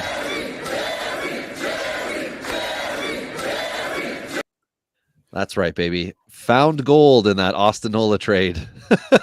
But anyway, we don't need to say a whole lot on him. I think he's just going to be a consistent player. And Seattle's good, and the lineup's loaded. They're tightening the screws a little bit this year over last year. I think they're going for more commodity, like known commodity, than bounce back. Eugenio Suarez really proved to be an excellent addition last year. The salary that was handicapping his value with the Reds, it's not an issue with Seattle because they've got some great contracts, and a guy like Ty France is able to benefit from that. Yeah, I mean, I'm less excited about France. I feel like we've seen his best years. I'm not saying he's a bad hitter or that he can't provide some value. I'm on the other side of the peak. That's just what I see with Ty France. I think that's going to be matched a little bit with Seattle being a good team. Might be a little bit of a slower decline than it might appear because the opportunities will exist for him to provide value. But I'm a little concerned with his longevity. So if I own him, I'm going to give him a year or two and get rid of him at the most. Just not into it for 5 years, which is what we're ranking this based off of. Josh Naylor's a guy that I think very similar to Miranda, has huge upside. I think the hit tool is reasonable, but I think what we haven't seen from Josh Naylor yet is the full extent of his power. I do think we're going to see either this year or next him take a big step on the power side, and it's going to be welcome in that welterweight lineup in Cleveland. Uh, you know, right? So, I mean, at the end of the day, like he might be the best power hitter in that lineup, which is kind of crazy. No, Bell. Bell's the best power hitter. I mean, best, yes, but what I was trying to say was most power. Uh, Bell is not a huge power Okay. guy. He's like he hits home runs, but not like 40, right? Naylor has 30 plus in him. Bell might get to 30. Like that's the thing. So that's what I'm saying is that Naylor we still haven't seen it yet. We've had injuries, we've had other slow development things, but there's a better baseball player underneath it. That's all I'm trying to get to. Okay, just for clarification, because I had to look. I had Josh Bell in our home league once upon a time. It was 2019. He hit 37 home runs. Prior to that, he was like a prospect that did not click. He did have a 26 home run season in 17, but then he was so bad in 18, everybody just lost hope. Last year, he only had 17. The year before, Ty, he had 27. So maybe he is like the San Francisco Giants were with World Series, but he'll be like that with home runs, and 2023 will just be his year. I don't know. We're talking Josh Naylor, but I just added a little Josh Bell for fun. The Josh is in Cleveland. Is that a t-shirt? Is there a tree that they could say it's the Joshua's tree in Cleveland? I know that's Joshua's California. tree. You know, I mean, Joshua Cleveland Tree fans National would Park. wish there was a Joshua's tree that grew money so that they could get free agents or sign They and could. keep guys. Well, But they that's kept one. Talk about a Well- throwaway guy who was given away by Los Blue Jays, and he's your boy. And once upon a time, he was just inside a very prominent prospect rankers 500 list. I remember seeing this before, and he was ranked somewhere in like the 470s. And Daniel Vogelbach that same year was ranked 494. And I was laughing, within 2 years of that, looking at how well the two guys had broken that, post 400 prospect ranking curse. Yeah, definitely. Rowdy Talese here is a guy that I love to love. And he's actually on the thumbnail for this episode, Robbie. I don't know if you noticed that or not. I couldn't see it. No. But he is there. I've got him ranked 16. Robbie has joined me finally at 18. He's finally getting rowdy. You can't fight it. I can't fight it anymore. I just there's too much here. Like the thing I didn't understand was all the offseason hype about him getting traded. The one thing that nobody ever talks about with Rowdy is he's a good defensive first baseman. He doesn't get enough credit for it. He's a huge human being, and he plays it really well. I was actually really surprised when Toronto was just like, go away, because of the defensive upside and because at that point, Vladdy was terrifying at first base and still kind of is to some extent. But although a gold glove finalist, that's high gold glove finalist. I mean, Lourdes Gurriel was a gold glove finalist too. Right. So I don't know how that happened in either case, but it did.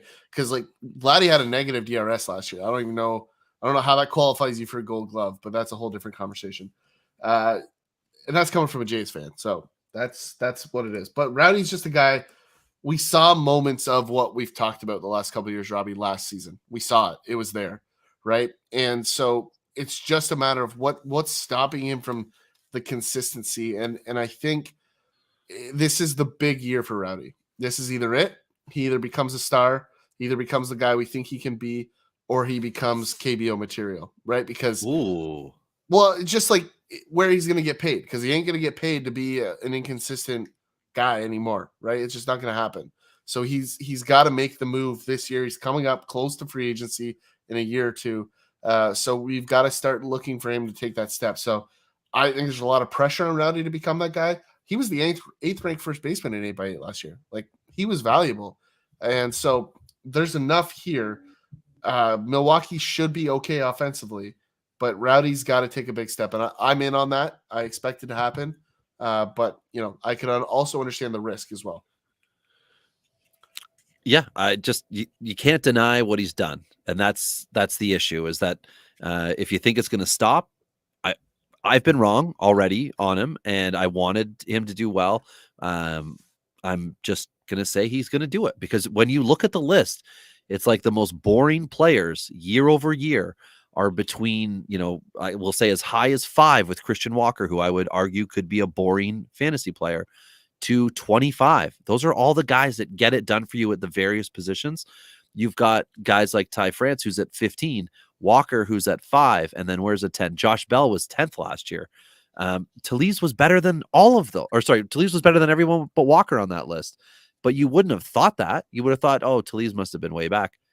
Counting stats, those things matter in points leagues. They matter in your rotos, even in your 8x8s, your head-to-heads. You need players like Talise who don't have the hype and excitement and early round picks. You just have to watch out for people in your leagues that are Toronto fans, because they'll remember them and they'll love them. And this next guy on our list is exactly one of those guys coming into this year, Robbie, is Juan Yepez. This is a guy that took at bats from Hall of Famer Pujols last year, right? During the victory march, he was stealing at bats, and it's going to be the advantage he has is because he's not a defensive first guy, can play a little bit of outfield. He's not great out there, but guess what? St. Louis has one of the best defensive outfields in baseball, so he ain't playing out there. So he's going to settle into some really casual DH at bats. He looks like a DH. He hits like a DH. He's probably a DH. So I think this is just one of those guys that I like, very similar to what you just said on Talise. He hit 5 last year in his rookie season. He's probably going to hit 5 again this year, if not 4. And there's just the sky's the lineup offensively. Yeah. Sorry, just so everyone knows, that's in the lineup. For power, he hit 26 between AAA and MLB, and he's going to do that again, all at the MLB level this year. Juan Yepez is an absolute steal, and I mean, I would absolutely look to add him in dynasty rosters. Redraft, definitely, but you're going to have, I bet you the closer we get to opening day, he's going to just start to jump in value, because people are going to be like, wait a second, with that DH in the NL, I could see him, because they're going to forget that Pujols was the one who had the at-bats. And even down the stretch, right, when Pujols was making his numbers, it was Juan Yepez that was missing out on that time. So that's right. It's all there for him this year. Jose Abreu is number 15th for us. Signed that 3-year contract in Houston, which is a big reason behind that. This is a very good first baseman, finished 11th last year in 8x8. Going to the World Series champs, who want to keep it rolling with that veteran crew. There's a good team around him. He's a counting stat guy. He's good in all your formats. So I don't know what else. He's kind of boring because he's just good. He's like an 80-80 guy. Power. What do we want to say? The floor for power is going to be 25. Yeah, he's an upgrade to Yuli. And if you've ever watched Abreu hit, like, his plate coverage is fairly impressive. And like, he has that when you get fooled ability to reach over the far corner of the plate, and he's one of very few guys that's big enough and strong enough to make that ball go out to left field. And when you look at Houston in that ballpark, like, he's gonna just flip home runs down there. It's gonna happen. Like, he might hit 35. Like, I'm actually, while you're making your point, Robbie, I'm actually gonna look up his Savant just to see where his home runs were last year. Yeah, I wanted to correct myself and say that his floor was like 20. Last year he hit 15. So I don't want to say that his floor is 20 because he did it last year, but he's going to be in a park that's going to favor his ability. And the fact that he jumped 43 points in his average last year, he hit 304. In 2021, it was 261.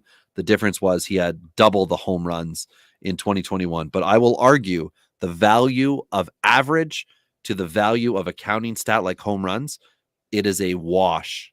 When you are playing in a roto, when you are playing in a category league, it is a wash, because he is going to be able to help you and not have those times when you are like desperately needing your power first baseman to come through over the weekend, and hit one for you.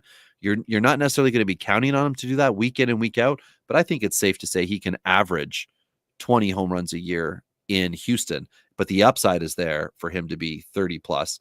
And again, just a quality baseball player. He's got 75 home runs last year, 85 runs. So that's an 80-80 average. The year before that, he was a 90-90 average. 2020, he had a hell of a year.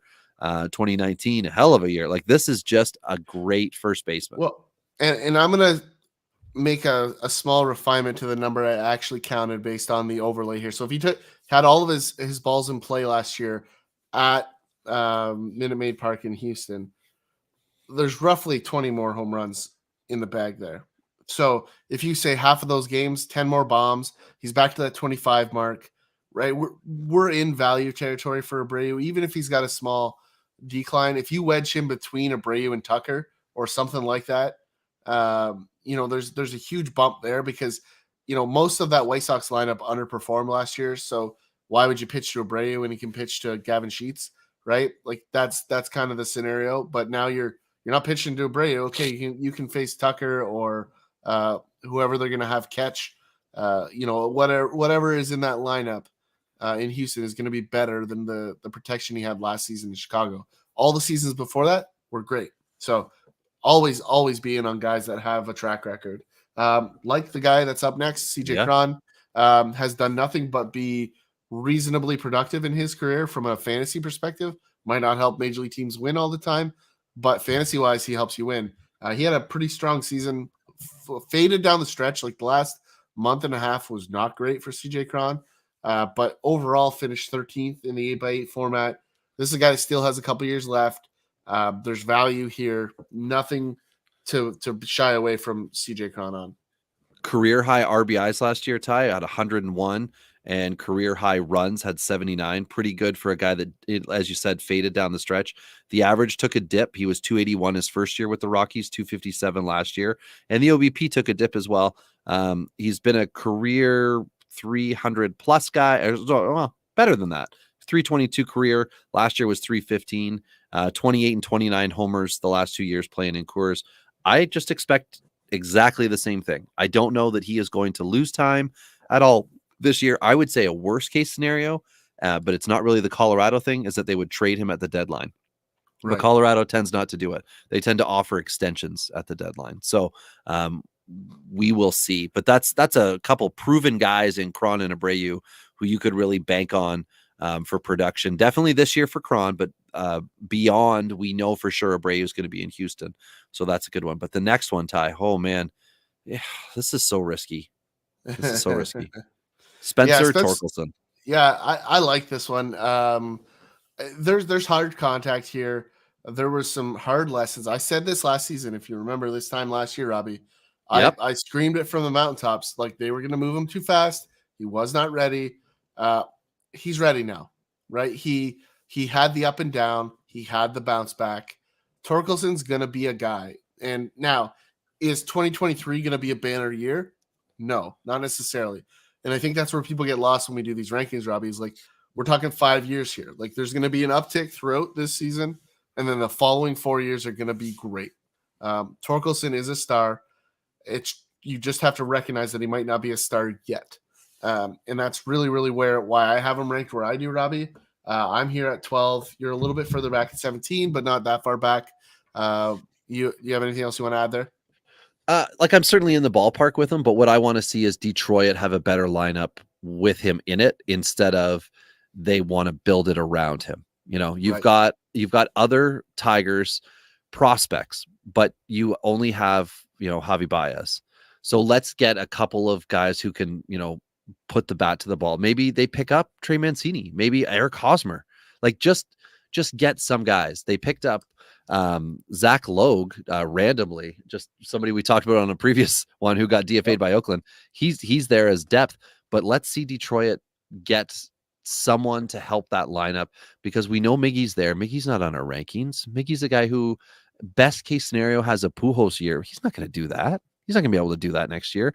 Torkelson needs to be the guy. But even when he went back to AAA, he was not good last year. So we have to hope that experience is going to pay off in a positive way for him, and we're not going to start to think, oh my goodness, Torkelson, Jared Kelnick, same conversation, because everyone's already revamping Kelnick to still be a bright star, but there are warning signs there with him. And Torkelson, we know what he's supposed to be. He's proven, at AAA that he can do it. I think it was AA, AAA that he played in 2021.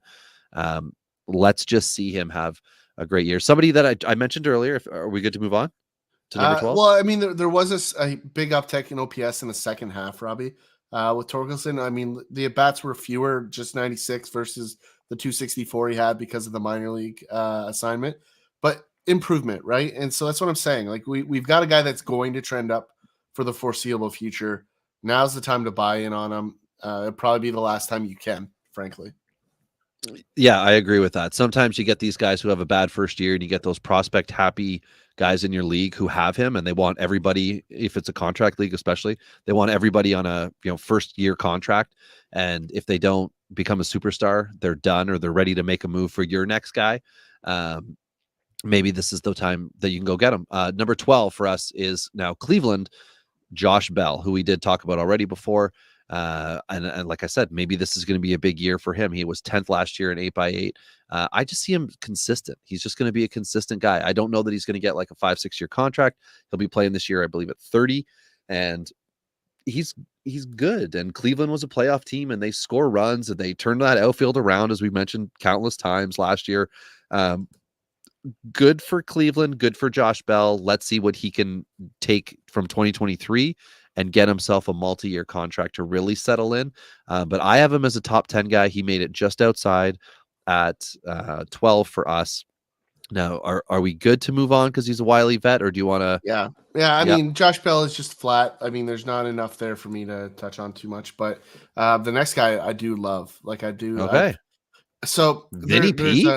there's a young guy in our office, Robbie, who's in our home league, who was the biggest Vinny P fan, this side of the Mississippi. And, I think he was a little overzealous in terms of what Vinny was going to be.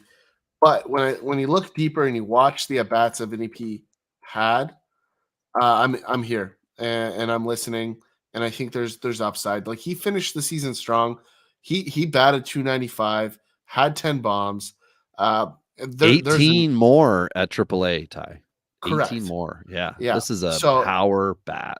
We kind of talked about the biggest step forward with Miranda. Like, I don't think Vinny has to take a step forward. I think he just has to be Vinny P. That's it. He's got to be that guy.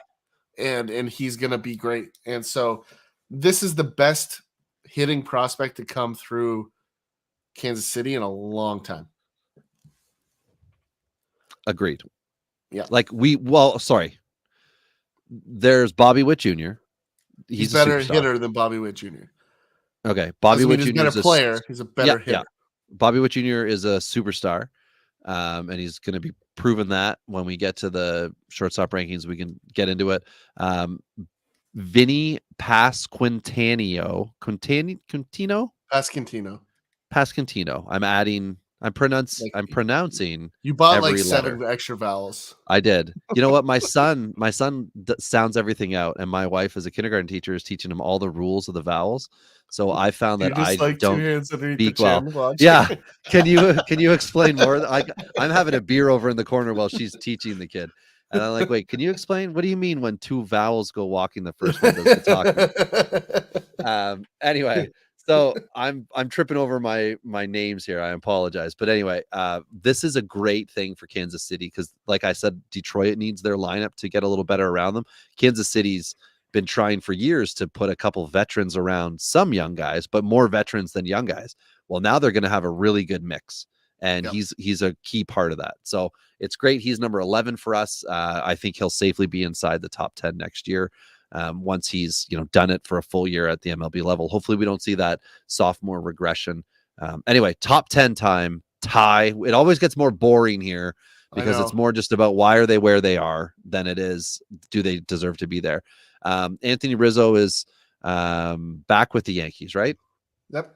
Yeah, I was just saying, I have him as a free agent at the moment, but that's just when I first put this in.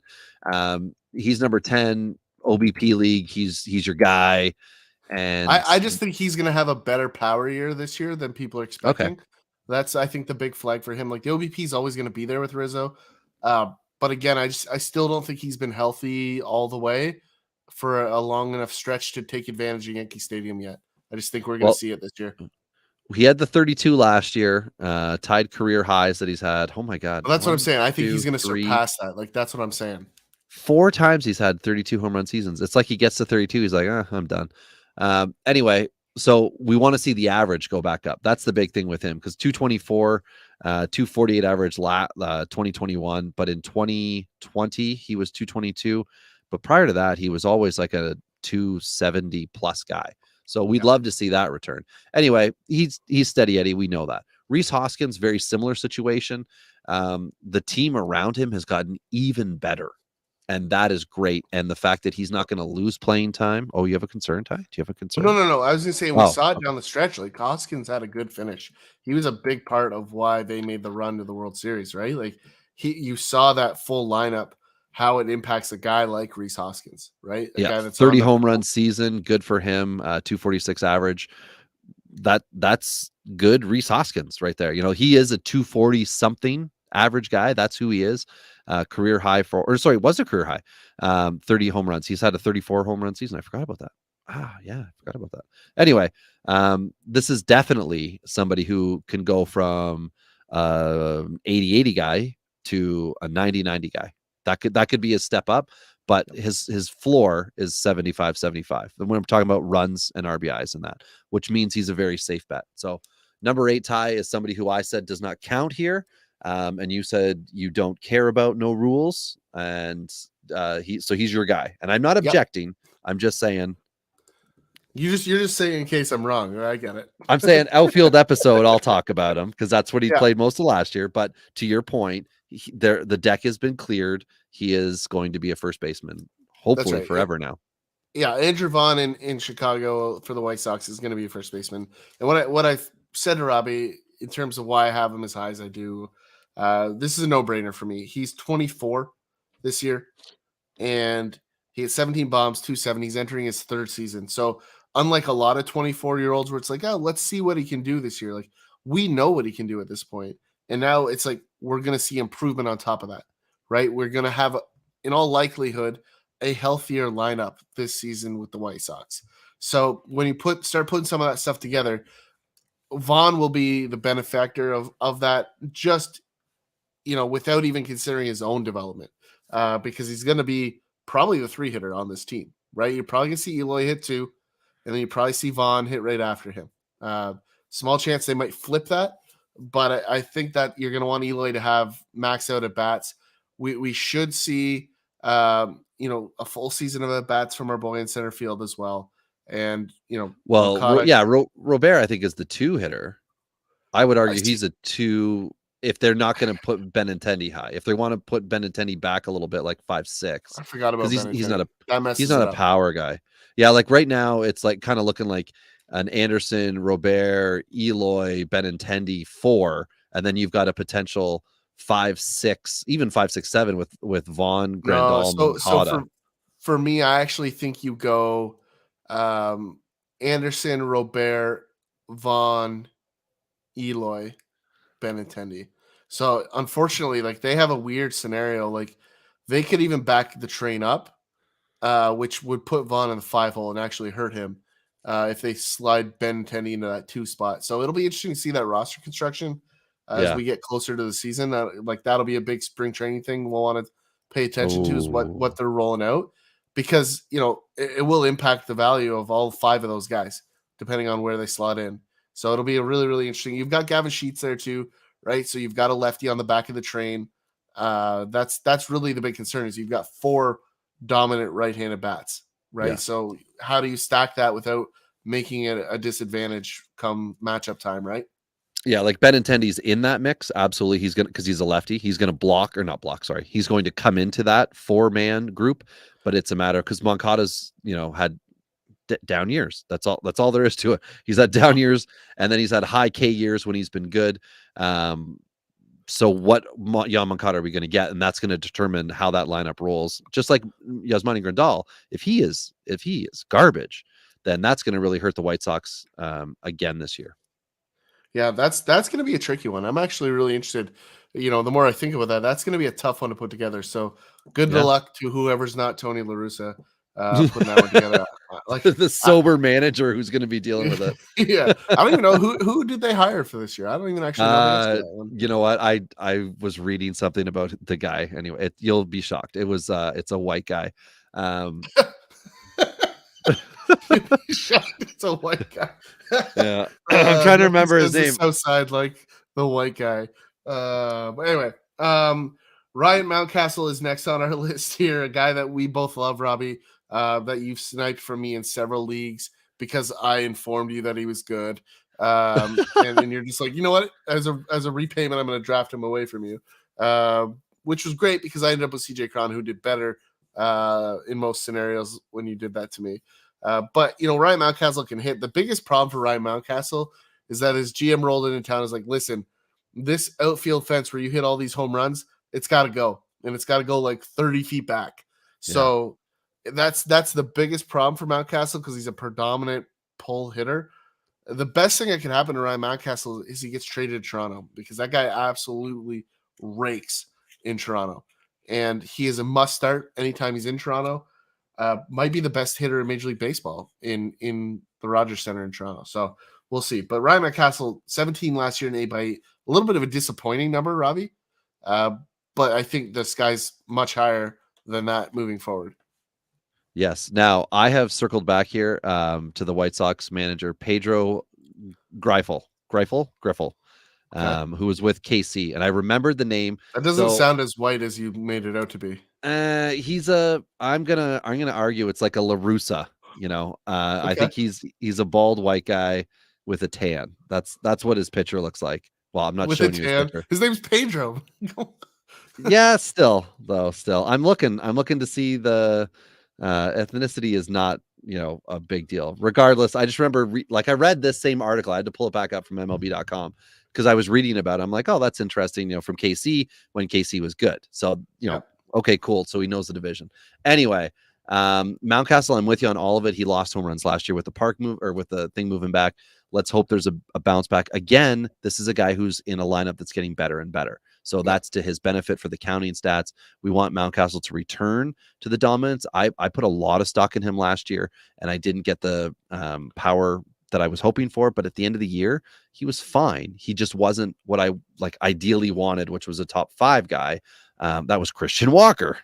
So anyway, let's talk about somebody we'd spent some time in the offseason discussing. My fascination with just ignoring him altogether last year, so I am being honest with everybody.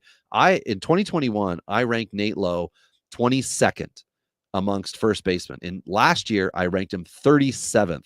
That is someone that you punt on. And I say, I don't even know if he's a legit starting player. That's when they get post 30, you got concerns with either age or their ability.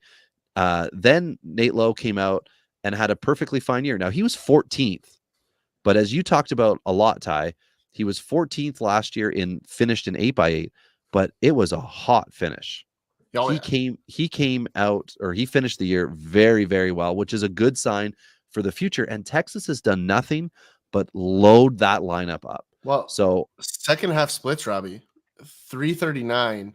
OBP, you're gonna like this number, 399, with an OPS of 964, right? Shining. So what's not to love there? There's 30 home run upside here easily, and like you said, the lineup got significantly better. Guess what? Nate Lowe got significantly better last year, right? Just on his own. So there's a huge move for him, and I don't think enough people, similar to what you've said, Robbie, are there yet. I don't think they've made that move. And guess what the big thing last year? The reverse splits, power against the righties, 17 bombs, 10 against the lefties, but reverse on the hits. So batting average was 330 last year against the lefties, same side hitting. So really interesting correlation there. Yeah, and we'll just need to see exactly how good Texas comes out this year, because that division, I mean, it's good. I don't want to be Oakland.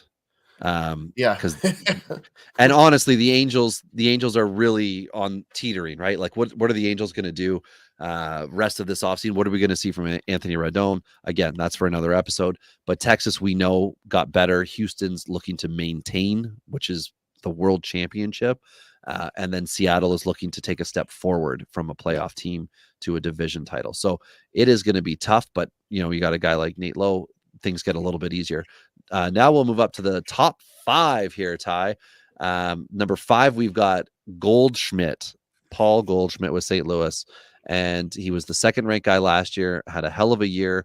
Within that, Juan Yepes had at bats. We also had Pujols with at bats, and Goldie just got it done. St. Louis is damn good. He's the reason, or one of the main reasons, and he should age gracefully, because a lot of people said 3 years ago it was not going to age well for him. He's been able to be an effective fantasy player, and I think every year he gets older, people, much like Nelson Cruz, people are going to value him less, but that just means that you should roster him more, because he's not going to, I don't think anyway, he's going to all of a sudden fall off a cliff. I think he's going to just continue to produce until the day he retires. The hit tool is just too good, and he's just too good a baseball player. He's the golden standard of first base right now, right? The other guys have highs and lows a little bit. Like Goldie might be the most consistent guy on the list at this moment in time, which I'll take. So moving ahead, a guy that definitely is not the most consistent on this list, finished last year at 6, but had some very high and some very low, and that's Matt Olson.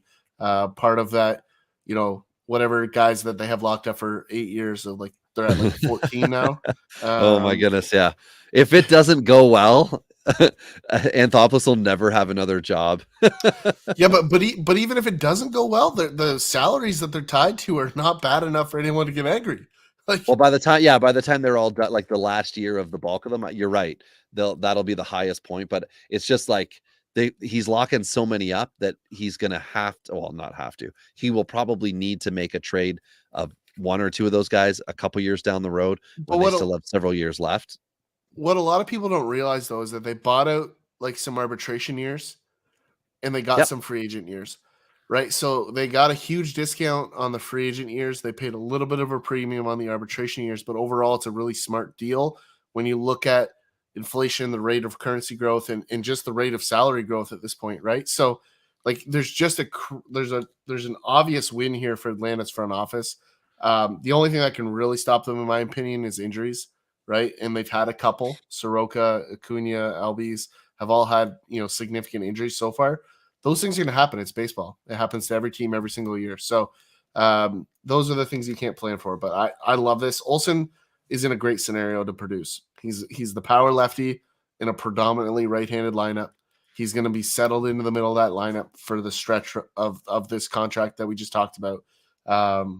There's nothing to hate about Matt Olson's scenario right now. That's just a fact. Yeah, great lineup to be in, right? Same, like you see the guys here, they're not on bottom feeding teams at this point in time. Like Nate Lowe is on the worst team, and then Mountcastle, but these top 5 guys, it's all loaded lineups. And that leads us to number 3, which is Vladimir Guerrero Jr. He's our number 3. Ty, he is your number 1. He was both of our picks to be number 1 last year, but I saw some things that made me want to back up a little bit on that as far as who could be better than him. And I'm comfortable. I've got him at number 4, and he's the youngest guy up here. I'm just trying to see. Andrew Vaughn's the next one, who's a year younger. Year older. Yeah. For me, it's really similar to Vaughn. Like I said to you before, like these guys are young with experience, right? And there's only a handful of pros that have that resume, right? So for me, this is a guy that's very clearly going to take the steps to get better. And I think he's going to have the easiest lesson of the young major league stars right now, because they're going to sit here and they're going to show him the clips from last season. And Robbie, you probably saw enough of them yourself, like the clips of him taking terrible swings on pitches the previous year he didn't touch, right? Yep. It's going to be a highlight reel of here is where you sucked this year. And he's going to go, you're right. I'm not going to do that this year. So like if you're throwing him that slider away last year, I fully expect to see the bounce back. We saw it in his first year in the pros, Robbie. We saw the patience in the minors. The first year he got a little anxious. He's young and stupid a little bit. Then the second year, he made a huge step forward, right? And then we obviously saw the huge year 2 seasons ago, and then we saw one more recoil. So like it's punch counter punch, and for me, this is why it's so easy to rank him one. This is Vladdy punch because I think you would agree he has the highest ceiling of any first baseman offensively. Yeah, he could have the single best season of any one of these guys. I agree with that single season. My concern is that when you see him chasing, it just looks bad. He almost looks like an easy out. And this is a guy with just under a 440 OBP. So that's not an easy out. But he can make it look like that at times. And sometimes he's an inning ender as well. Now, I'm curious if the Jays are going to try to give him, I don't know, 10 less starts at first base to give him a few more DH days. I know some of these guys are hardcore against the DH day because they Vladdy's want one of those guys. Yeah, they just want to do it. I'm trying to remember how many he had last year, and if it was a point that I heard through the media. He had 32 DH days last year, 28 the year before, 23 and 24 the 2 years before that. So Vlad might need 40 to be a better offensive player, but the reward essentially could be said to him, you do your job you do your job at the plate, you will have your position. Do you have how many DH days he had the year before, Robbie? I just rounded them all off. Yep. So Sorry, say it again. He had 32 year before in 2021. He had 28 in the strike shortened year. He had 23. That's when Rowdy Tellez was taking time from him and he was transitioning. And then the year he was the worst third baseman, 2019, he also had 24 DH appearances. Yeah. So I really think he's just one of those players that needs to be engaged because like those at bats that you said he was an easy out, I think he just took at bats off because mentally he wasn't there. He just needs to be in the game the whole time. I think, which is a legit thing. Yeah, legit. I think it's players. A big thing, and we've seen it talked about in the media in terms of Teoscar and Gurriel getting traded. I think those two were major distractions for Vladdy. Like I think those two could horse around and turn it off and go hit, right? And I think Vladdy didn't have that same ability, and I think it's evident if you've watched enough of his at bats to see the difference between when Vladdy's facing like Ordolis Chapman, throwing absolute cheese up in on his hands. Vladdy's is an impossible out. He's an impossible out, right? But when you go against like Chris Flexen just lobbing these things in, he's not there. So I think getting rid of those two guys, I think it was for Vlad and for no one else. Because I don't know that those trades make the Jays better, but I think they make Vladdy better, which I think makes the Jays better. Okay. Now, the one thing we know is that Vladdy could hit 40. And if he focuses in, like you're saying, and if those changes to his, teammates are able to help that, awesome. And, I'm happy to move him up from 4 next year because he's still young enough. We can see a long run, but I don't want to see the kind of regression I thought I was seeing this year. One guy who for me has been... before you move on really quick, Robbie, like the last part is we can all agree Vlad had what in his terms were a bad season last year, 274 and 32 home runs. That's a bad season. It's a bad year. That's why he's number one. Okay. Well, somebody who I feel is the number one over the next 5 years, and that is Mr. Pete Alonso. My God, that wine glass. Did you get a bigger glass? It looks like it grew. You just put more in it. Okay. All right. Anyway, Pete Alonso. You can see that on the camera though. Alonso's also grown. He's a 40 dinger dude. He's got my thing that we talked about a couple years ago, because I have ranked Pete first in 2021, second in 2022, and he's back to first for 2023. Is that he's a 50 home run type dude, and he hit 40 last year with I think it was 272 average, and he's a mid 330, 340 OBP guy. The Mets lineup has gotten better, or will, whenever the Correa signing, whatever happens. The Mets are either calling prospects up who should hit or signing free agents who should hit, and have a bench of competent hitters, none of which are first basemen. That is Alonso's job. And I love him to be in the lineup every day, and I love him to mash. And he's got, good pitchers who are going to keep the team in pennant contention. And it's going to be great for him. And that's why I think for him, his floor is so high that the fact he can still push a little bit more, he could get the average up a little bit more, 4 or 5 more points. He could do a little bit more and just be over the next 5 years, the best first baseman. Whatever. It's a throw up at this point, right? Like no matter what, between Vlad and Alonso, they're good. They're both really good. But I think to me, Alonso has a better team around him for a longer period of time. And in 2 years, Vladdy could walk. So Possible. he could be He's in got San 3 more, Diego. but it's possible, yeah. I thought he only had 2. He's played 4. No, they are free agents after or into 26, so 23, 24, 25. Oh, they were him and Bo. That's right. Yeah, they were both manipulated. I forgot about that.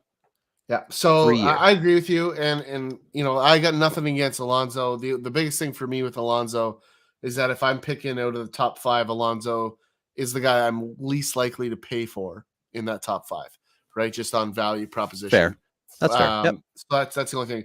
But the life lesson here in terms of fantasy baseball is Freddie Freeman is our number 1, and he's neither number 1 for Rob or for me.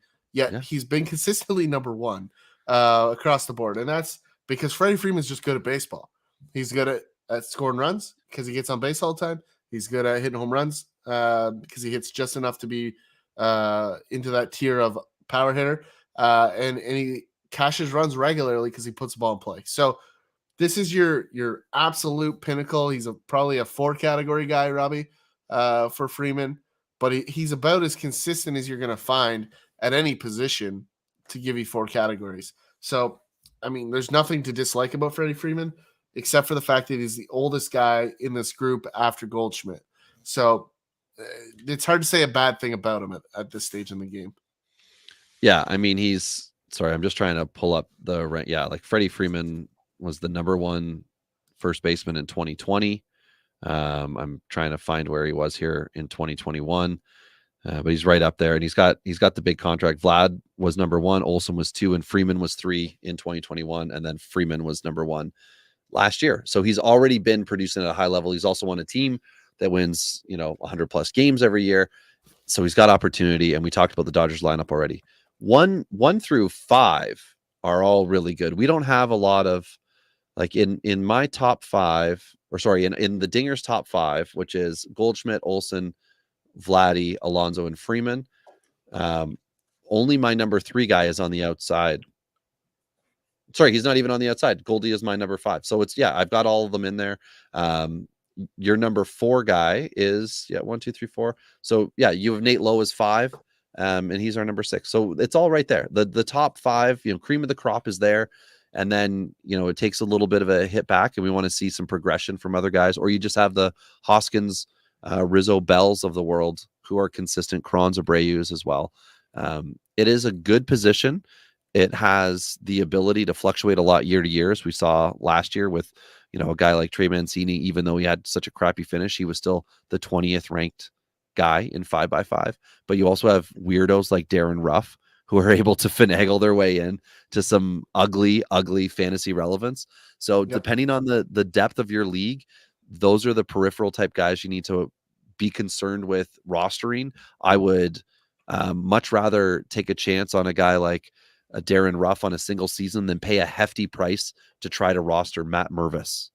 That would be my walk away from this episode. Correct. Is go for, especially at first base, because they can move around, right? Don't sell out for the first baseman like the Casas, the Vargas, unless you think they're legitimately going to become that guy. And Vargas, obviously, with the Dodgers, is not going to be first base. And next year, he'll be right field or whatever we're talking about when we get to those positions. But that's right. First base, make sure you got an anchor. Don't overpay for one if you don't have access to one, and then go draft the next big one. That's the big move. It's a great spot to leave it here, Robbie. We got second base coming up next. If not, we'll see you at another position. But until next time, it's been Rob and Tyler here on Dingers.